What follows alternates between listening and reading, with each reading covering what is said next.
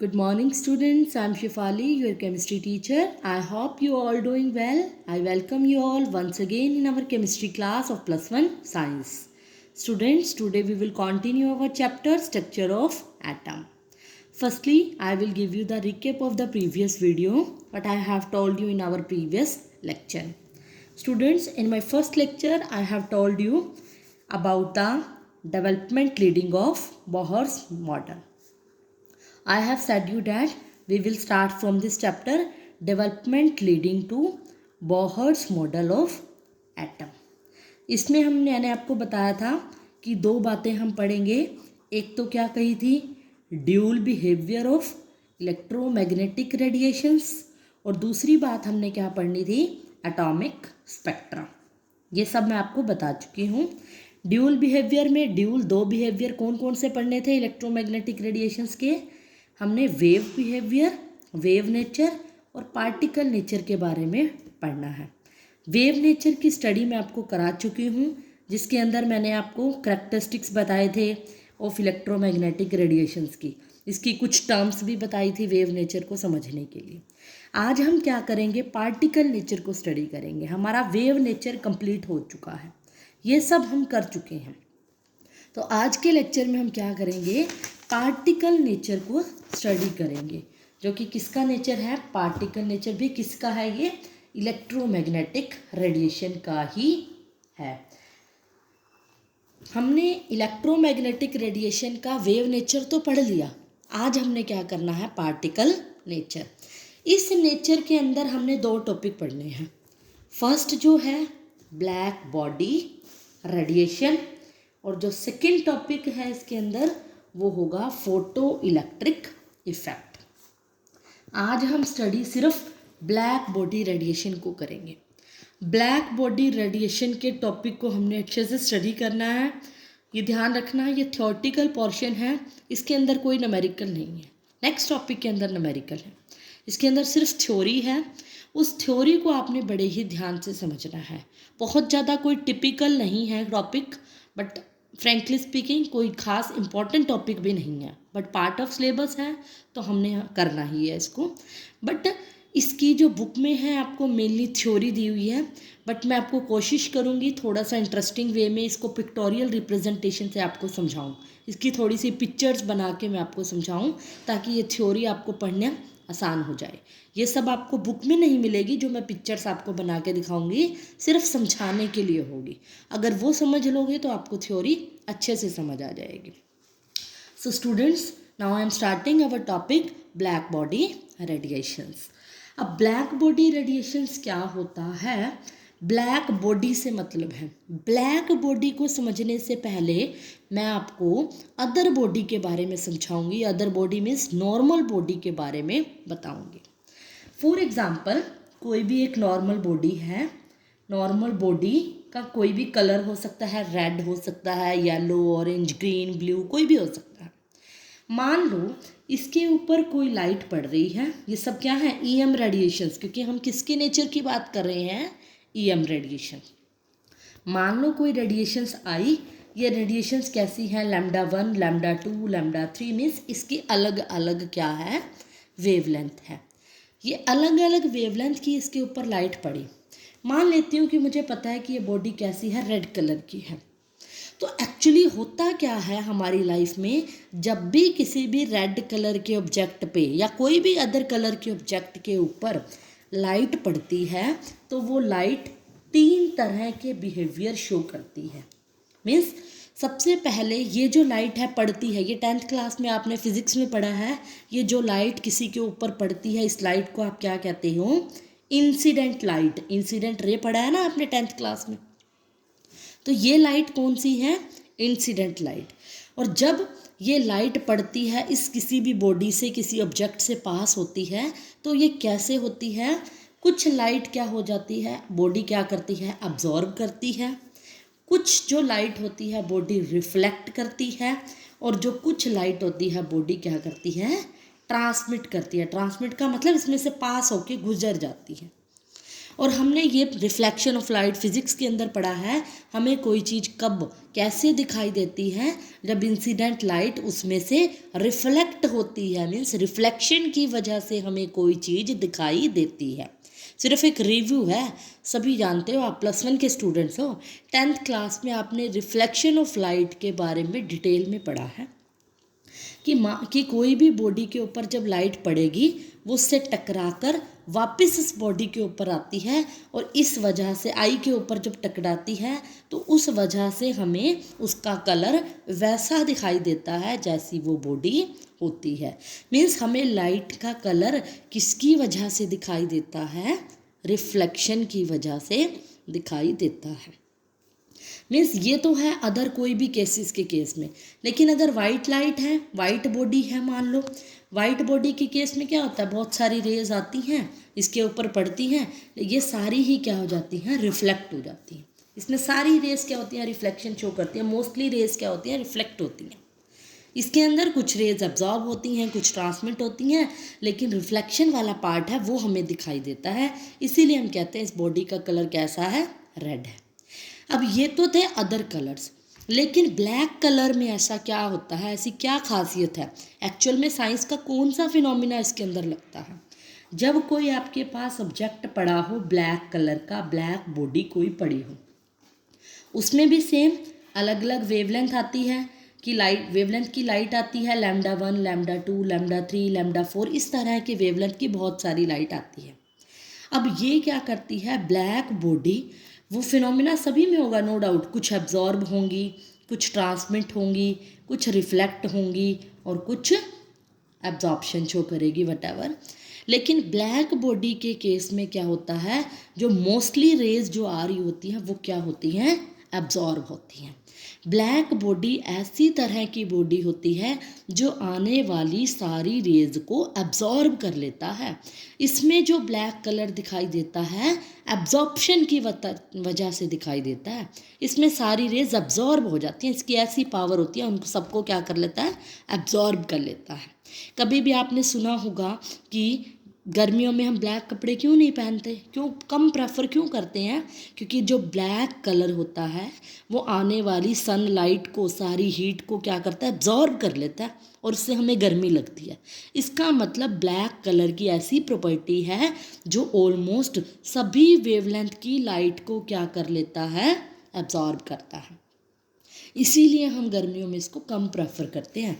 इसका मतलब जो ब्लैक बॉडी हुई, तो हमें यहाँ से इसकी डेफिनेशन क्लियर हो गई कि ब्लैक बॉडी कैसी बॉडी हुई, जो आने वाली सभी इलेक्ट्रोमैग्नेटिक रेडिएशन को एब्जॉर्ब कर लेता है।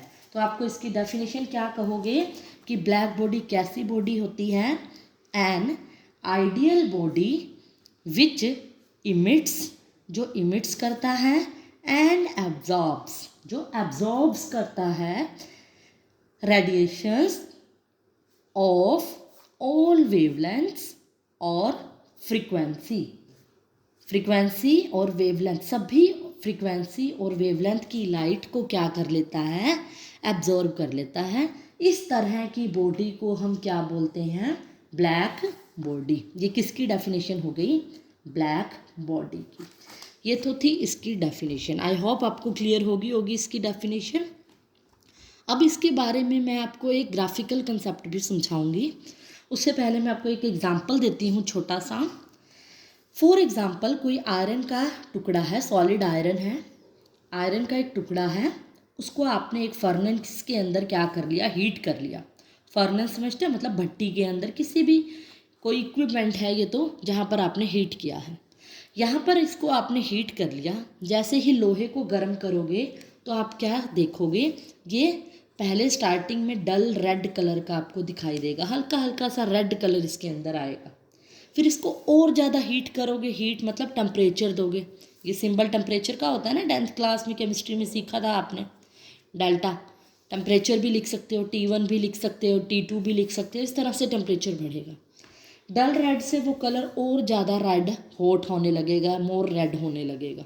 देखते हो ना, लोहे को गर्म करते हो और ज़्यादा रेड होने लग जाता है।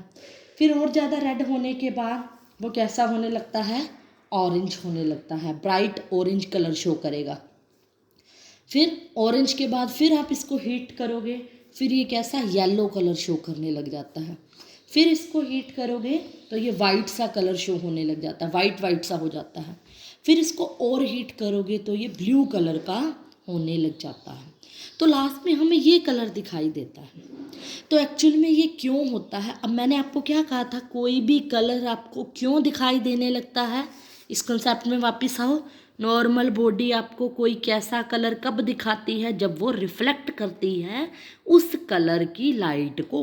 इसका मतलब आयरन ने हमें यहाँ पर ये कलर रिफ्लेक्ट क्यों किया, ये ही क्यों दिखाया, क्योंकि रिफ्लेक्ट होकर ये कलर हमें नज़र आने लग गया। और कलर भी रिफ्लेक्शन कर रहे हैं, एब्जॉर्ब कर रहे हैं, ट्रांसमिट हो रहे हैं, बट इस कलर की वेवलेंथ उस टाइम क्या है, ज़्यादा है। इसकी ज़्यादा होगी वेवलेंथ तो आपको ये नज़र आएगा। जिस टाइम पे मान लो आपको रेड कलर नज़र आ रहा है तो इस टाइम पे आपको उसकी वेवलेंथ नज़र आ रही है ज़्यादा है। आपको ऐसा लग रहा होगा कि इस कलर की वेवलेंथ वाली लाइट ज़्यादा है और अदर की कम है, इसीलिए आपको रेड कलर नज़र आएगा। मीन्स जो भी कलर आपको विजिबल हो रहा होगा आप उस टाइम पे ये कहोगे कि इस कलर की वेवलेंथ क्या होती है, ज़्यादा होती है। तो ये जो कलर है, इस कलर का दिखना, इन सबको हम क्या कहते हैं साइंस की लैंग्वेज में, इंटेंसिटी। अब मैं इसको एक ग्राफ की फॉर्म में समझा रही हूँ। देखो हम एक ग्राफ लेंगे इंटेंसिटी और वेवलेंथ के बीच में, इंटेंसिटी और वेवलेंथ के बीच में। वेवलेंथ आप सभी समझते हो, लैम्डा। इंटेंसिटी होती है कलर की ब्राइटनेस, चमक। जैसे मैं कह रही हूँ वाइट कलर कितना चमक रहा है, रेड कलर कितना चमक रहा है, तो वो उसकी चमक को हम यहाँ पर क्या वर्ड यूज़ करेंगे, इंटेंसिटी।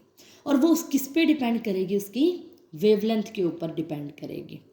तो हम क्या करेंगे, इंटेंसिटी और वेवलेंथ के ग्राफ के बीच में हम स्टडी करेंगे।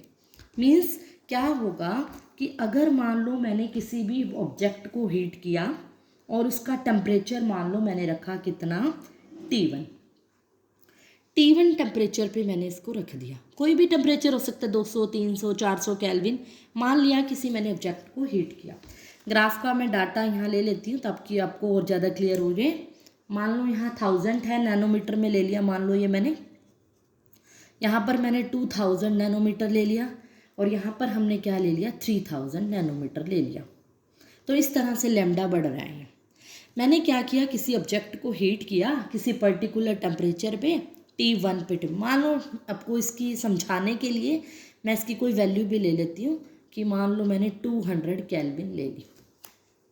इस टेम्परेचर पर हीट किया तो मैंने क्या देखा कि जैसे जैसे वेवलेंथ बढ़ रही है, वेवलेंथ की तरफ बढ़ते जा रही हूँ, तो ये फर्स्टली क्या हो रहा है, ग्राफ इससे क्या पता चल रहा है, firstly increases and then decreases. But इसका कंक्लूजन, इसका जो पीक पॉइंट देखें हम, वो कहाँ पे है, यहाँ पे, इस पॉइंट पे। पीक पॉइंट से मतलब होता है इसका हाईएस्ट पॉइंट। ग्राफ में सबसे हाईएस्ट पॉइंट कौन सा है, ये है। इसका मतलब इस टाइम पे इसकी इंटेंसिटी कितनी है, ये वाली। यहाँ पर जो भी इंटेंसिटी होगी, मान लो इसकी भी हम वैल्यू ले लें कि ये 100 है, ये 200 है, ये 300 है, ये 400, एग्जाम्पल के लिए कोई भी हो सकती है। मीन्स हमें ये पता चला कि जैसे देखें, जैसे 1000 से 2000 की तरफ वेवलेंथ मैंने बढ़ाई तो इंटेंसिटी क्या होती गई, बढ़ती गई। लेकिन 2000 से 3000 की तरफ जब मैंने वेवलेंथ को बढ़ाया तो हमने क्या देखा, इंटेंसिटी घट गई। तो एक वेवलेंथ ऐसी थी 2000 नैनोमीटर वेवलेंथ, जहाँ पर मुझे वो कलर बहुत ज़्यादा ब्राइट नज़र आ रहा है। मतलब ये वेवलेंथ है, ये वो पॉइंट है जिस पॉइंट पे मुझे वो कलर अच्छे से क्लियर नज़र आ रहा है और ज़्यादा चमकता हुआ नज़र आ रहा है। फॉर एग्ज़ाम्पल मैं मान लो अभी इसी ऑब्जेक्ट का टेम्परेचर बढ़ा देती हूँ।